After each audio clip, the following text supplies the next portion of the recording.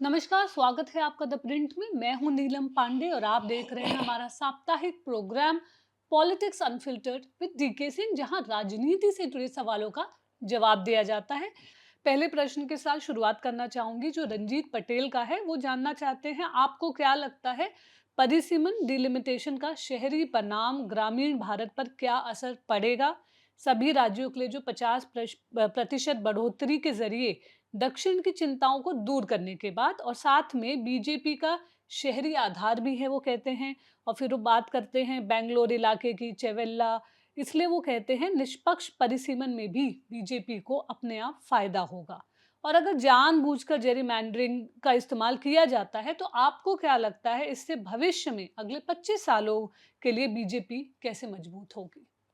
देखिए, इसके delimitation commission के निष्पक्षता पे जो क्वेश्चंस हो रहे हैं, वो क्वेश्चंस आए हैं, ये अर्बन रूरल का नहीं हो रहा, क्वेश्चंस आए हैं जो आपका जो कॉन्स्टिट्यूंसी को रीड्रॉ किया गया असम में या जम्मू एंड कश्मीर में। असम में ईसीआई ने किया, जम्मू एंड कश्मीर में डिलिमिटेशन कमीशन का था। हालांकि शुरू में डिलिमिटेशन कमीशन को सब नॉर्थ ईस्टर्न स्टेट्स का भी दिया गया था, 4 स्टेट्स का, के बाद में ईसीआई ने इसको किया। तो मेन इश्यूज वहाँ पे एक उसमें जिस तरह से मुस्लिम डोमिनेटेड कॉन्स्टिट्यूंसी को रीड्रॉ किया असम में, उसको लेके कंट्रोवर्सी हुई। जेएनके में भी हुआ, जैसे जम्मू से आपका रजौरी पुंछ निकाल के जो है उसको अनंतनाग के साथ कर दिया गया था। तो उसमें असम में जैसे आपने देखा, जो विपक्ष के लोग हैं जिनको की प्रॉब्लम है परिसीमन से, उनके उनके जो एप्रीहेंशन है उसकी तरफ से बात कर रहा हूँ मैं। अब असम में जैसे आपने देखा कि वहाँ करीब 34% मुस्लिम्स हैं, लेकिन सबको कुछ इस तरह से रीड्रॉ किया गया कॉन्स्टिट्यूंसी कि करीब 22-23 कॉन्स्टिट्यूंसी में ही वो सारे सीमित होकर रह गए मोस्टली। तो उनका इन्फ्लुएंस उसी में रह गया, बाकी में इन्फ्लुएंस जो खत्म हो गया। अब उसमें जैसे आपने इंस्टेंसेस देखे कि जैसे अगर 3 कॉन्स्टिट्यूंसीज हैं, 3 को आपने 2 बना दिया और उसमें से एक हो गया हिंदू मेजॉरिटी और दूसरे में 80-85% मुस्लिम्स आ गए। तो आप एक तरह से कॉन्सेंट्रेट कर दिया आपने एक कम्युनिटी को। तो एक लार्जर जो इनका एप्रीहेंशन है कि रिलीजन की तरह से देख लीजिए, फिर कास्ट की तरह से। सपोज अपोजिशन है, कोई वोट बैंक है, तो या तो आप अगर कई कॉन्स्टिट्यूंसीज में फैला हुआ है जो कॉन्स्टिट्यूंसी इन्फ्लुएंस कर रहे हैं, तो आप चाहेंगे उस वोट बैंक को या तो कॉन्सेंट्रेट कर दें कुछ ही कॉन्स्टिट्यूंसीज में पूरी तरह से, या फिर अगर दूसरा तरीका है कि उसको आप इतना स्प्लिट कर दें अलग अलग कॉन्स्टिट्यूंसीज में कि उसका फिर उनका वो डिसाइसिव नहीं रहे। तो रिलीजन के अगर हिसाब से देखिए, इनका जो असम वाला लेके बार बार इनको जो परेशानी हो रही है कि इनको लग रहा है कि मुस्लिम्स का जो है सो इनका जो जैसे एक कम्युनिटी हुई जो कि जानी जाती है कि बीजेपी को मुस्लिम्स वोट नहीं देते हैं। हम्म।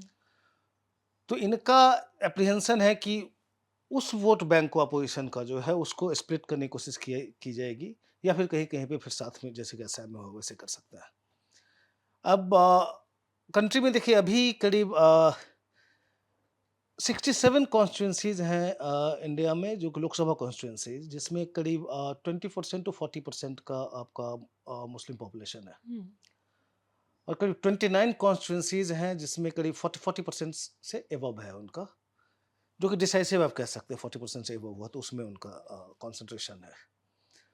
मुस्लिम मेजॉरिटी लोकसभा कॉन्स्टिट्यूंसी की बात करें, करीब करीब 15 है उसमें। तो उसमें इनका एप्रीहेंशन है कि उसमें काफ़ी कुछ खेल हो सकता है कि अगर 40% से ज़्यादा है जहाँ पे, या 30% 35% है, उसको तो उनका इन्फ्लुएंस और थोड़ा स्प्लिट करके कर दीजिए, या फिर उनको कुछ इस तरह से आप रीड्रॉ कीजिए कॉन्स्टिट्यूंसी कि वो सीमित हो जाए कुछ सीट्स पे। तो ये अपोजिशन का एप्रीहेंशन है। ये मैं नहीं कह रहा हूँ कि डिलिमिटेशन हम्म। कमीशन ये करेगी। अपोजिशन का जो एप्रीहेंशन है इस बेसिस पे है। दूसरा, एक कास्ट में उनको लगता है कि सपोज अगर उनको लगता है कि यूपी में जैसे अब सपोज यादव्स जो है सो समाजवादी पार्टी के साथ है, तो कुछ कॉन्स्टिट्यूंसीज में अगर बहुत ही डोमिनेंट रह गए, वो बहुत डोमिनेंट है उनका न्यूमेरिकली वो, तो या तो उनको स्प्लिट कर दें, या फिर अब कई कॉन्स्टिट्यूंसीज में साथ-साथ उनका जो है सो काफ़ी इन्फ्लुएंस है, तो उनको अब ऐसे रीड्रॉ करें कॉन्स्टिट्यूंसी कि वो साथ में आ जाए। ये सारे तो यादव की वजह कुछ कास्ट ग्रुप में हो सकता है। ये एप्रीहेंशंस है। रियलिटी अगर देखा जाए कितना प्रैक्टिकल है और कितना जेन्युइन है इनका कंसर्न, वैसे देखें तो अगर आप मोटिव इसमें कहें कि ठीक है डिलिमिटेशन कमीशन फेयर नहीं है, हम्म। तो क्या कर सकती है? ठीक है, हो सकता है कि कुछ मुस्लिम कॉन्स्टिट्यूंसी जो हमने बात की है, उसमें आप इस तरह का खेल कर सकते हैं। कास्ट वाइज़ उतना नहीं होगा बिकॉज़ देखिए बीजेपी का अभी की जो स्थिति है, उनका स्वै सारे कास्ट में है। ये नहीं कह सकते कि बीजेपी को कोई कास्ट नहीं देती है। उनका एक इस तरह से आप देखेंगे तो अब कास्ट वाइज़ कोई आपको नहीं है जिसमें कि नहीं होगा। इवन यादव्स की बात करें, तो उसमें भी आप बीजेपी का ठीक-ठाक इन्फ्लुएंस है। हो सकता है कि कुछ एरियाज़ में नहीं हो यूपी में या कुछ इलेक्शन में शायद असेंबली इलेक्शन में शायद अखिलेश यादव के की तरफ झुके। लोकसभा इलेक्शन में फिर हो सकता है कि कुछ उसमें से बीजेपी के साथ भी आ जाए। बिहार में आपने देखा रामकृपाल यादव उन्होंने बीजेपी हम्म। जॉइन किया। जीता उन्होंने एक यादव डोमिनेटेड कॉन्स्टिट्यूएंसी में जाके। मीसा भारती को हराया था उन्होंने। तो ये नहीं है कि बहुत ज़्यादा कास्ट कन्फिगरेशन इस तरह से रीड्रॉ करेंगे कि कोई मैसिव इन्फ्लुएंस होगा। हाँ, अगर फेयर नहीं हुआ तो कुछ सीटें होंगी। अगर 30-40 सीट में भी अगर इस तरह का आप कर लें, जेरिमैंडरिंग जिसको कहते हैं, अगर उसमें भी अगर आपने पूरा एक कर दिया कि आपका जो सपोज़िट जो आपका वोट बैंक है, सपोर्टर्स हैं, उनको आप कॉन्संट्रेट कर लें और जो आपके साथ नहीं है, उसको आप स्प्लिट कर दें या फिर कुछ सीट्स पे लिमिट कर दें, तो ये पॉसिबल हो सकता है। लेकिन इतना ब्लेटेंट होता नहीं है। देखिए, कुछ-कुछ सीट्स पे कभी-कभार पहले भी जब डिलिमिटेशन हुए हैं, तो उसमें भी एलिगेशंस लगे हैं कि कुछ सीट्स पे यहाँ पे खेल कर लिया, वहाँ खेल कर लिया, बट बहुत ही लार्ज स्केल ऐसा होने होता है। देखिए, इंडिया एक वाइब्रेंट डेमोक्रेसी है, कई फोरा होते हैं उस पे बोलने के। अगर ब्रेज़ियन अगर हो जाए, तो फिर उसमें फिर कह नहीं सकते, क्योंकि ये एक अपोज़िशन का डर है। ये इसमें क्या सच्चाई है, ये हमें नहीं पता। मतलब क्या होगा, क्या नहीं होगा, तो बाद में देखा जाएगा। बस इस डर के उसी बेसिस पे मैं इंटरप्रेट करने की कोशिश कर रहा हूँ कि वो अपोजिशन वालों का क्या डर है, वो क्या कहते हैं। जहाँ तक ये रूरल अर्बन का बात कर रहे हैं बीजेपी के बेस की, मैं बहुत ज़्यादा उसमें मैं बहुत ज़्यादा उस पे नहीं बोलना चाहूँगा बिकॉज़ बीजेपी अभी केवल अर्बन पार्टी नहीं रह गई है। मतलब स्टेट आफ्टर स्टेट देख लें, मतलब बीजेपी का होल रूरल इंडिया में भी उतना ही है, जो ठीक है, अर्बन में बहुत ज़्यादा स्ट्रॉन्ग है। बट रूरल इंडिया में अब देखे नहीं, पिछले कई आप असेंबली इलेक्शंस को देख के चले जाओ, मतलब ऐसा नहीं है कि रूरल में काफ़ी कमज़ोर है और अर्बन में काफ़ी स्ट्रॉन्ग है। उनका बेस वैसे ही है। रूरल में उनका काफ़ी बेस बड़ा है। आप अक्रॉस कास्ट लाइन्स चले जाएँ, आप वेलफेयर स्कीम्स को एट्रीब्यूट करें या फिर पीएम मोदी को की पॉपुलैरिटी को करें। अब अर्बन पार्टी की तरह देखना बीजेपी को गलत होगा। जी, निकुंज संघाय कहते हैं, कई बार शेखर जी और आपने कहा है कि मध्यम वर्ग बीजेपी का कैप्टिव पक्का वोटर है। सभी सोशल मीडिया पर सोनम वांगचुक का समर्थन तेजी से दिखाई दे रहा है। क्या आपको लगता है कि सरकार जो 1977 या 2004 वाली गलती दोहरा रही है? देखिए, दोनों अलग-अलग चीज़ें हैं। 77 नहीं, ये मेरे ख्याल से 74 की बात कर रहे हैं, मतलब इमरजेंसी के पहले जो हुँ, स्थिति थी। तो जैसे गुजरात में देखिए क्या हुआ कि गुजरात में एक इंजीनियरिंग कॉलेज में मेस फी में जो इंक्रीज़ हुआ था, फूड के प्राइसेज़ में जो इंक्रीज़ हुए थे, उसको लेके स्टूडेंट्स का प्रोटेस्ट शुरू हुआ। एक कॉलेज से दूसरे कॉलेज, तीसरे कॉलेज, प्रोटेस्ट बढ़ता चला गया। फिर वो धीरे-धीरे एक्सपैंड करके वो एक एक पब्लिक मूवमेंट बनता चला गया। उसमें बहुत सारे लोग जुड़ गए, उसमें वर्कर्स जुड़ गए, उसमें डॉक्टर्स जुड़ गए, एम्प्लॉयी एसोसिएशंस काफ़ी जुड़ हुँ, गए। तो एक्सपैंड होके पब्लिक मूवमेंट बन गया और इसके कारण इंदिरा गांधी को, चिमन भाई पटेल की सरकार, चिमन भाई पटेल पहले सीएम थे, उनको हटाना पड़ा इंदिरा गांधी को पब्लिक प्रेशर में। फिर उसके बाद चूंकि सीएम को हटा गए, तो वो फिर जब इधर जेपी मूवमेंट जब बिहार में हुआ, उसके बाद मतलब उसी समय जब स्टूडेंट मूवमेंट चली रही, तो वहां भी बिहार में भी जेपी मूवमेंट के शुरू वही सब हुआ था। हुँ, मेस बेल, फूड प्राइस सब को लेके वो जब एक्सपैंड होता चला गया, तो इधर बिहार में बढ़ता चला गया, एक मास मूवमेंट बन गया।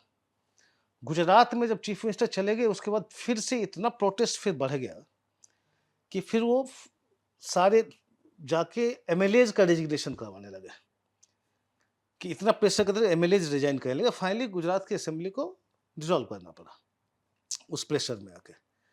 लेकिन यही प्रेशर बिहार में काम नहीं किया। वहाँ अब्दुल गफूर थे चीफ मिनिस्टर कांग्रेस के। वहाँ इंदिरा गांधी ने फिर कहा कि नहीं, बहुत प्रेशर में पड़ेंगे तो बढ़ता चला जाएगा। बिहार में उन्होंने चेंज नहीं किया। खैर एनीवे, तो इसके बाद मूवमेंट बढ़ता चला गया। फाइनली इंदिरा गांधी ने इमरजेंसी इम्पोज कर दी। उसको अभी से कंपेयर हम इसलिए नहीं कर सकते क्योंकि देखिए, अभी तक ये सोशल मीडिया मूवमेंट रहा है। अब जंतर मंतर में आप जाके देखें, बस 200-300 लोग आपको दिखेंगे। जो अपने अन्ना मूवमेंट के दौरान देखा, या फिर अगर उस समय की बात कर रहे हैं 74 की, ये हम्म, तो जिस समय से कि मास मूवमेंट हो गया था, वो गुजरात में, बिहार में, फिर बाकी जगह फैलता चला गया था, ये अभी तक मास मूवमेंट नहीं हुआ है। मतलब वो फिजिकल प्रेजेंस नहीं देखना, सोशल मीडिया पे देख रहे हैं, काफी उनको सपोर्ट है, लेकिन फिजिकल उतना प्रेजेंस आपके लोगों का नहीं दिख रहा है जहाँ पे इनका प्रोटेस्ट चल रहा है। आज क्या 20 दिन हो गए सोनम वांगचुक के जी। हंगर स्ट्राइक को। अब है कि हाँ, बहुत सारी पार्टीज खुल के आई हैं, जो काफी पार्टीज पीछे थी, ओपनली नहीं आ रही थी, हम्म, वो पार्टी सब आ गई। इवन कांग्रेस ने भी जाके जो है वो वांगचुक को सपोर्ट किया है, उनको स्ट्राइक, हंगर स्ट्राइक खत्म करने का इसके लिए अपील की है उसको।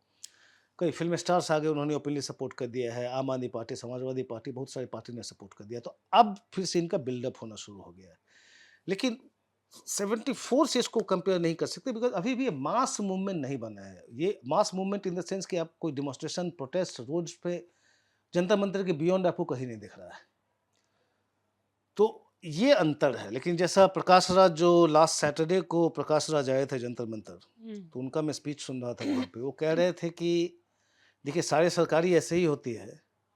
और फिर वो बता रहे थे कि ये हम लोगों को कहते हैं कि हम सोशल मीडिया के मूवमेंट हैं। लेकिन आप लोग भी बेसिकली बीजेपी की तरफ कह रहे थे कि ये लोग भी तो व्हाट्सएप यूनिवर्सिटी के सोशल मीडिया के मूवमेंट थे। 14 की बात कर रहे हैं वो, कि जब सोशल मीडिया में पूरा डोमिनेशन था बीजेपी का। तो उस समय उनके पास वो वेपन था सोशल मीडिया का, जो हमारे पास नहीं था, मतलब अपोजिशन के पास। हमारे पास आज वो वेपन है, हम दिखाते हैं अब क्या होगा।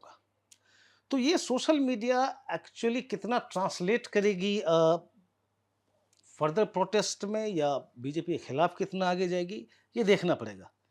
लेकिन अभी तक वो कंपैरिजन अगर वहाँ आप उस समय एक नवनिर्माण आंदोलन से करें या जेपी मूवमेंट से करें, उस तरह का आपको नहीं दिख रहा है। ये बहुत ही लिमिटेड वे में है, और मोस्टली अभी तक कम से कम सोशल मीडिया पे दिख रहे हैं। 20 तारीख को देखिए पार्लियामेंट में प्रोटेस्ट करते हैं, तो उस समय तक आगे क्या होता है। दूसरा अंतर क्या है कि जब आप 74 की बात करें, प्री इमरजेंसी के पीरियड में जो सारे अनरेस्ट हुए थे, वो मास मूवमेंट, उसमें बहुत सारे पॉलिटिकल पार्टी जुड़ी हुई थी। जनसंघ हो, स्वतंत्र पार्टी हो, इधर मतलब सब अपना-अपना लगे हुए थे। एबीवीपी जो आपकी मतलब आरएसएस एफिलिएटेड जो स्टूडेंट्स ऑर्गेनाइजेशन है, वो भी उसमें पूरा साथ दे रही थी, सोशलिस्ट थे। तो पॉलिटिकल पार्टीज और उनके कार्य ने जब जॉइन कर लिया, कॉमन जनता के अलावा, तो मूवमेंट बढ़ता चला गया। अभी आप देख रहे हैं लास्ट 2-3 डेज़ में पॉलिटिकल पार्टीज सपोर्ट कमिट तो कर रहे हैं, लेकिन पार्टी के कार्यकर्ता वहाँ पे फिज़िकली जाके, वो ऐसा नहीं है कि उसको मतलब डेमोंस्ट्रेशन जॉइन कर, प्रोटेस्ट जॉइन कर रहे हैं। तो ये अंतर है। दूसरा, जहाँ तक 2004 की बात करें, 2004 दूसरा था। 2004 वाज़ एक इंडिया साइनिंग की स्टोरी थी। हम्म, एक ओवर कॉन्फिडेंस था गवर्नमेंट का। एक इनका अलायंसेस में काफ़ी इन्होंने मिस्टेक कर दिया। 2004 थोड़ा अलग था। जी। हमारे व्यूअर हैं, अपना उनका हैंडल है दिल्ली की हल्की बारिश। उनका प्रश्न है, कांग्रेस के प्रवक्ता वो कहते हैं राहुल गांधी के विदेश दौरों का बचाव वैसे ही करते थे जैसे शोले में वो कहते हैं जय मौसी के सामने वीरू का बचाव करती थी। वो कहते हैं विदेश यात्राओं पर तो बड़े-बड़े बुद्धिजीवी जाते हैं, लेकिन अब वो ऐसा भी नहीं करते हैं। इस मामले में उनकी खामोशी या दबे-छुपे रवैये को आप कैसे देखते हैं? और क्या आपको लगता है कि इस बार उनके ज़्यादा समय तक बाहर रहने का पार्टी को भारी नुकसान उठाना पड़ा, खासकर पंजाब के हालात को देखते हुए? देखिए, पंजाब तो अभी ऑनगोइंग है, देखते हैं। अब सेंटर में आए थे, दिल्ली आए थे, चन्नी आए थे, बाकी लोग जो दूसरे डिट्रैक्टर्स का ग्रुप है, सारे आए हुए थे। हुँ, आगे देखते हैं कैसे प्ले आउट करते हैं। लेकिन हाँ, ये जो कह रहे हैं कि अब इतना ओपनली कांग्रेस डिफेंड क्यों नहीं कर रही है? प्रॉब्लम है, इनकी विदेश यात्राओं को डिफेंड करना मुश्किल है। कि अब कई बार देखते हैं, पहले ये क्या करते थे कि किसी यूनिवर्सिटी में इनका कोई लेक्चर रख दिया, और मैंने तो ऐसा भी देखा है जो उनका वीडियो क्लिप है, बस 50 स्टूडेंट्स बैठे हुए हैं, वो भी इंडियन ओरिजिन के, और उनको आप लेक्चर दे रहे हैं। फिर बाकी आप 1 सप्ताह रहे तो 1-2 लेक्चर दिखा दिया, हुँ, तो वो कहा अच्छा ठीक है, वहाँ पे हो गए हैं, लेक्चर्स के लिए गए हैं। इस बार वो भी नहीं था। अब जब इतना हॉट हो चुका है इंडिया का पॉलिटिकल माहौल, और अपोजिशन के लिए खासकर इतनी बड़ी अपॉर्च्युनिटी दिख रही है, हुँ, उस समय अगर आप 2-3 सप्ताह के लिए गायब हो जाए, तो कोई भी कैसे आपको डिफेंड कर सकता है? अब इनका जैसे आपने देखा पटना में, अभी हम जो बात कर रहे हैं, देखिए देहरादून में शाम में इनका है छात्रों की गूंज जो जी। स्टूडेंट्स से इंटरैक्ट कर रहे हैं, आज शाम में उनका है, देखते हैं क्या उसमें रिस्पॉन्स होता है। लेकिन उसके पहले 2-3 मीटिंग्स थी। इन्होंने अपना फॉरेन स्टे एक्सटेंड कर लिया, इसके कारण कि वो मीटिंग को कैंसिल करना पड़ा। तो इस तरह की पॉलिटिक्स को कितने कांग्रेस के लोग, उनको ये पता है कि इनको डिफेंड करना मुश्किल है, तो चुप ही रहो। उनका दूसरा प्रश्न है जो मैं अक्षत ने भी उसी के बारे में पूछा है, दोनों को साथ में देना चाहूंगी। वो जानना चाहते हैं नरोत्तम मिश्रा वाले मामले से आपको क्या आपको क्या समझ आता है? क्या उनको लगता है टिकट क्यों नहीं दिया गया? और क्या ये पार्टी नेतृत्व की ओर से निचले स्तर के नेताओं के लिए कोई संदेश है? साथ में ही अक्षत का उसी के बारे में सवाल है, वो कहते हैं बीजेपी का टिकट ना मिलने से बीजेपी के राज्य नेतृत्व खासकर मुख्यमंत्री मोहन यादव के खिलाफ सत्ता विरोधी लहर की अटकलें लगाई जा रही हैं। आपके हिसाब से क्या दतिया उपचुनाव मुख्य रूप से स्थानीय कारकों जैसे उम्मीदवार का चयन, नरोत्तम मिश्रा का प्रभाव और निर्वाचन क्षेत्र की खास स्थितियों पर आधारित होगा, या मोहन यादव सरकार के कामकाज पर एक तरह का जनमत या रेफरेंडम भी बन सकता है? देखिए, पहला पार्ट जो है, मैं नीलम हम्म। आप ही की स्टोरी से थोड़ा मैं हम्म। को रेफरेंस दूंगा जो आपने लिखा था। हम्म। अब ये नरोत्तम मिश्रा का इश्यू है, क्योंकि पहले वो शिवराज सिंह चौहान के ऑलमोस्ट नंबर 2 माने जाते थे वो, और दबंग रहे हैं, काफ़ी बोलते हैं, मतलब हेडलाइन डोमिनेट करते हैं। अगर आप उनको अभी दे दीजिए टिकट, वो फिर आ गए असेंबली में, तो फिर आपको मिनिस्टर ही बनाना पड़ेगा, और काफ़ी पावर डोमिनेटिंग सेंटर। है वो। एक हम्म। दूसरा एक पावर सेंटर बन जाएँगे, जो चीफ मिनिस्टर मोहन यादव को सूट नहीं करेगा। अगर इस तरह का प्रश्न, अभी वो टोटल कंट्रोल में है, ऑलरेडी अभी हम्म। कई पावर सेंटर्स हैं अभी ऑलरेडी जी। वहाँ सरकार में, बीजेपी में, मध्य प्रदेश में। एक और मोहन यादव नहीं चाहेंगे कि बढ़ाएँ। खैर, ये तो रही बात जो कि पार्टी लीडर्स की अंडरस्टैंडिंग है। लेकिन फैक्ट ये भी है कि देखिए, 2023 असेंबली इलेक्शन मध्य प्रदेश में हुआ, जिसमें कि डोमिनेट किया बीजेपी ने। 230 सीट्स में 163 सीट्स बीजेपी को आए। हम्म। ऑलमोस्ट 49% वोट्स आए, वोट शेयर था उनका। जब इतना टोटल आप स्वीप कर रहे हो लहर। इलेक्शन को, हम्म। और उसमें नरोत्तम मिश्रा अपनी सीट हार जाते हैं, हम्म। तो वो आपके बारे में क्या कहता है? वो सीट वो थी जो पिछले, उसके पहले वो 3 बार कंसेक्यूटिव जीते थे। इसके बाद भी आप हारते हैं, तो इसका मतलब आपका ग्रिप खत्म हो रहा है, और बीजेपी के लिए अपॉर्चुनिटी है इसमें एक नई लीडरशिप को तैयार करने का। हम्म। तो उसको आप ऐसे भी जस्टिफाई कर सकते हैं, ये भी कारण हो सकता है। सेकंड पार्ट जो क्वेश्चन है कि इसमें, अब देखिए, अब ये सारा हो गया जो आप वहाँ के कांग्रेस के कैंडिडेट का भी है, कांग्रेस के नेताओं का भाषण सुने दतिया में।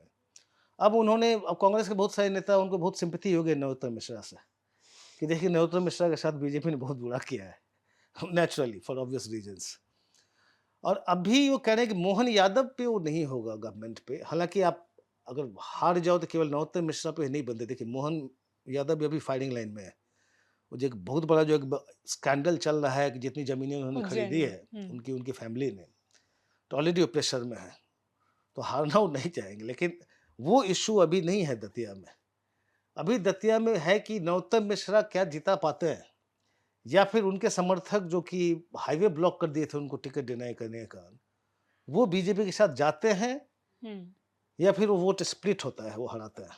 तो मुद्दा दतिया का नरोत्तम मिश्रा है इस बार, इस एक और बाइपोलर में। उसी के साथ कांग्रेस से जुड़ा उनका सवाल था कि अगर कांग्रेस दतिया उपचुनाव जीतती है तो क्या आप इसे स्थानीय परिस्थितियों से प्रेरित एक अलग थलग नतीजा मानेंगे, या इससे 2027 में मध्य प्रदेश निकाय चुनाव और 2028 में जो विधानसभा चुनाव से पहले कांग्रेस के लिए राजनीतिक एक तरह से माहौल बन सकता है? नहीं, ये बहुत ही लोकल है, एक असेंबली बाइपोल है, और अगला इलेक्शन काफ़ी दूर है, लोकल बॉडीज़ का भी। इससे बहुत जी। ज़्यादा कोई कांग्रेस का मैं इसमें नहीं मानूँगा। जी, हमारे हाँ। व्यूअर जिनके बारे में मैंने अभी बताया, दिल्ली की हल्की बारिश, वो आपको कह रहे हैं कि इस बार का आपका जो पॉलिटिकली अनफिल्टर्ड प्रोग्राम आया वो बहुत पसंद आया उन्हें। उन्होंने बताया कि राहुल और प्रियंका, आपने कहा कि बीच तो कोई झगड़ा नहीं है, लेकिन उनके अपने-अपने गुट आपस में मुकाबला करते हैं।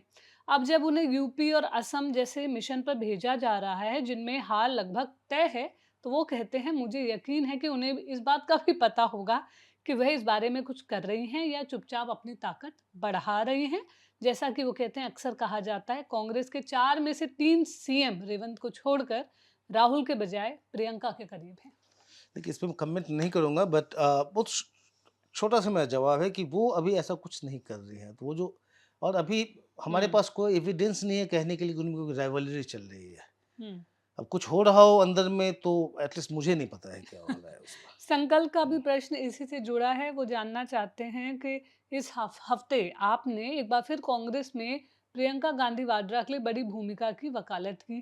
क्या ये सफलता को किसी ठोस सबूत पर आधारित कर रहे हैं आप, या सिर्फ एक धारणा है? कई लोगों ने उनका समर्थन किया है। हालांकि ऐसा लगता है कि प्रियंका को आगे बढ़ाने के पीछे राहुल गांधी की बार-बार की नाकामियों से उपज जो एक तरह से निराशा जो उपजी है, उसके पीछे है।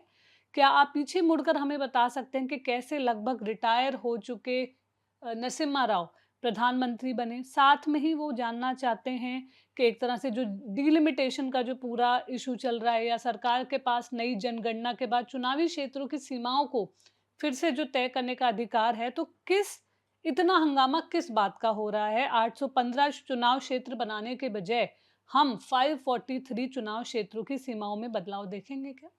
देखिए, इसमें 2-3 क्वेश्चन्स उन्होंने एक जी। साथ कर दिए हैं, जो कि नेसेसरीली कोई लिंक नहीं है। हुँ। जैसे पहला सवाल मैं पहले क्लैरिफ़ाई कर दूँ, मैं कोई एडवोकेट नहीं कर रहा था कि प्रियंका गांधी को आगे लाओ। मैं म मेरा जो था पॉलिटिकली करेक्ट में जो मैंने कहा, तो वो था कि कांग्रेस में ये चल रहा है। हुँ।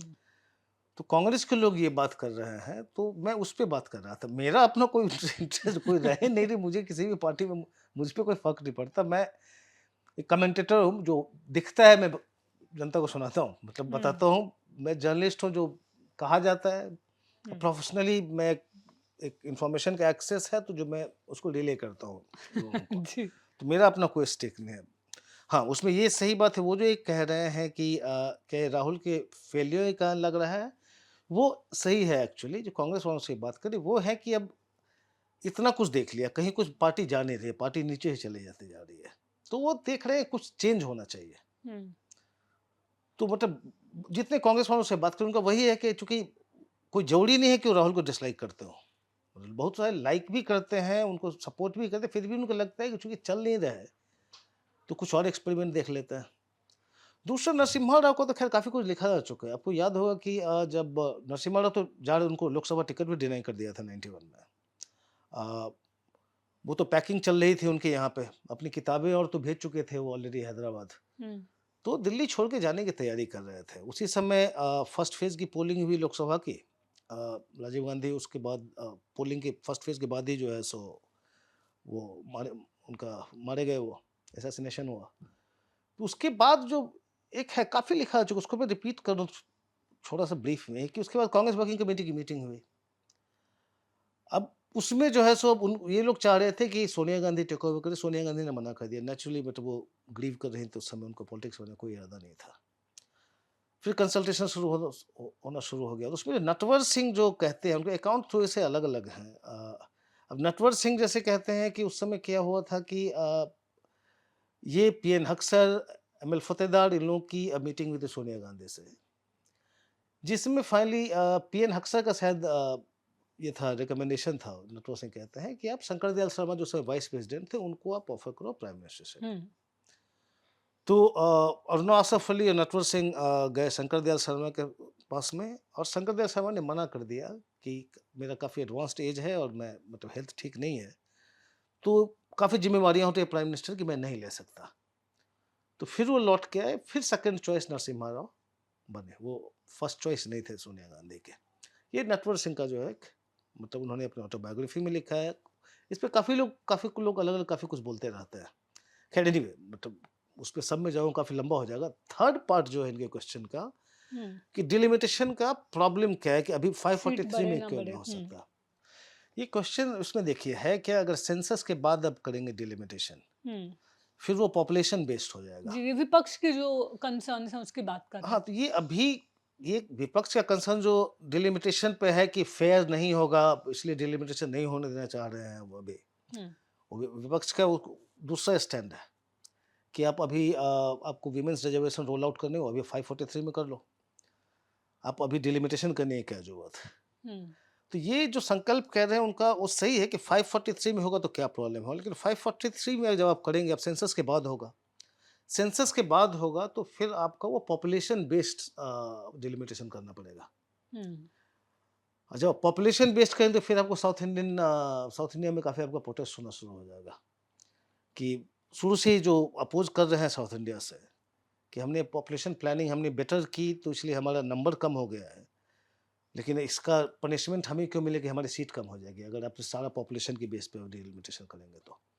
और बीजेपी का भी vested interest obviously south India में है, आप कर्नाटक में हो, आंध्रा में आपके इवन चंद्रबाबू नायडू, मतलब वो भी पॉपुलेशन बेस्ड अगर हुआ तो उस पे भी वो भी एग्री नहीं करेंगे, क्योंकि फिर उनकी भी पॉलिटिक्स जो है, ये जो हुआ कि साउथ की सीटें कम हो रही है, फिर हो सकता है इनके एलाय हैं वो भी इसको प्रोटेस्ट करें, बीजेपी का अपना भी कर्नाटक हो या फिर आप हम्म। जहाँ भी कर रहे हो उनको थोड़ा सा अपोजिशन होगा, तो उस समय करना मुश्किल हो जाएगा, मतलब ज़्यादा कॉम्प्लिकेटेड उनको हो जाएगा अगर ये करेंगे। अभी यही बात बीजेपी कह रही है डीएमके को भी, जब मनाने की कोशिश कर रही है कि भाई आप हमें सपोर्ट कर दीजिए इस डिलिमिटेशन को। अभी है कि प्रोपोर्शनेटली आपने 50% सारे स्टेट्स में बढ़ा दिया, तो आपका अभी के लोकसभा में जो प्रोपोर्शनल रिप्रेजेंटेशन है वो कम नहीं होगा, हम्म। बिकॉज विद इन द स्टेट सबका 50% सबका बढ़ता चला जाएगा। तो इसमें कह रहे हैं कि साउथ इंडियन पार्टीज को जो है सो प्रॉब्लम नहीं होगी, शायद उसको मना सकते हैं इसको लेके आप। और इनफैक्ट पिछला जो स्पेशल सेशन हुआ था जिसमें 131st अमेंडमेंट जो लाया गया था, जो फाइनली गिर गया, उसके पहले एक्चुअली मेरा जहाँ तक इन्फॉर्मेशन है, अमित शाह की मीटिंग हुई थी कुछ डीएम के लीडर्स से, और अमित शाह ने भी उनको समझाया था यही बात कि आपका प्रोपोर्शन जो है, जैसे आपके स्टेट का हो, तमिलनाडु का हो या फिर केरला का हो, आंध्रा का हो, चूंकि सबका 50% हम बढ़ा रहे हैं वैसे ही, तो आपका रिप्रेजेंटेशन अभी सपोज किसी स्टेट का 4% है अभी या हम्म। 5% है इस लोकसभा में, तो वो उतना ही रहेगा बिकॉज प्रोपोर्शनल सीट हम बढ़ा रहे हैं। लेकिन अगर आप सेंसस के बाद करेंगे 543 में, वो पॉपुलेशन बेस्ड होगा, फिर उसमें आपका लॉस होगा। तो यही आर्ग्यूमेंट देके उनको मनाने की कोशिश की जा रही है अभी। जी, हमारे एक और व्यूअर विक्टिम हुड हैं जो गांधी परिवार से जुड़ा एक और प्रश्न है। वो कहते हैं आपके हिसाब से कौन अच्छा पीएम बनेगा, प्रियंका गांधी या राहुल? जी, मुझे पता नहीं, क्योंकि उनको देखिए उन्होंने कभी कोई एडमिनिस्ट्रेटिव पोस्ट दोनों में से किसी ने होल्ड किया नहीं है। एक मल्टी टर्म पीएम है लेकिन उन्होंने आज तक कोई सरकार में काम नहीं किया है। प्रियंका तो फर्स्ट टाइम एमपी है। हम्म। तो हमने जब देखा ही नहीं है तो फिर मैं इस पे क्या राय दूँ? और किसी का कोई एक रिकॉर्ड होता है एडमिनिस्ट्रेशन का, तो फिर आप उस पे कुछ कह सकते हो। जी, और रंजीत पाल जानना चाहते हैं हिंदू वोट के अलावा बांग्लादेश की राजनीति में अभी शेख हसीना या अवामी लीग की कैसी लोकप्रियता है? देखिए, अभी ज़्यादा हम लोग इसलिए नहीं कह सकते, उतना इन्फॉर्मेशन नहीं आ रहा है बिकॉज़ वहाँ जो है अवामी लीग का जितना कुछ डिमॉन्स्ट्रेशन है, जो भी एक्टिविटीज़ हैं, उसको हम्म। बैन करके रखा है। उसका वहाँ पे कोई पब्लिश ही नहीं करती वहाँ की न्यूज़ मीडिया आउटलेट।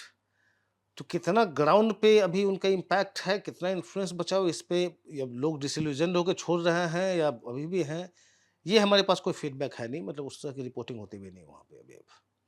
लेकिन ये मत भूलिए कि वो 77 ईयर ओल्ड पार्टी है। अब जो पार्टी 77 ईयर ओल्ड हो, इतने सालों तक शासन किया हो, वो खत्म नहीं हो जाती। तो इसीलिए आपने देखा जब उसको बैन किया था, तो छिटपुट रिपोर्ट इधर से आ रही थी कि काफ़ी जगह पे डिमॉन्स्ट्रेशंस हुए थे, प्रोटेस्ट हुए थे हम्म। बांग्लादेश में। तो ये ऐसा नहीं कि अवामी लीग खत्म हो गई है।